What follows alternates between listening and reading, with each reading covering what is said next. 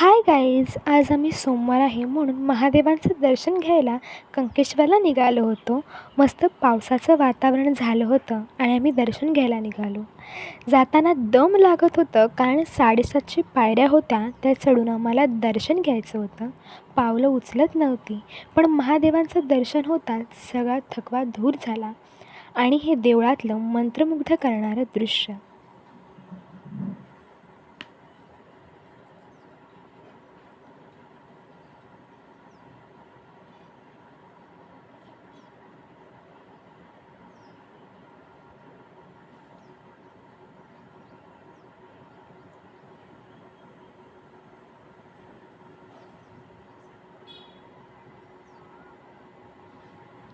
दर्शन घेतलं, थोडा वेळ देवळामध्ये बसलो आणि परतीच्या प्रवासाला निघालो.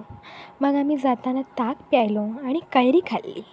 काळे ढग आलेले, रिमझिम पाऊस पडत होतं आणि मंद वारा सुटलेला. तर असा होता माझा आजचा दिवस. बाय.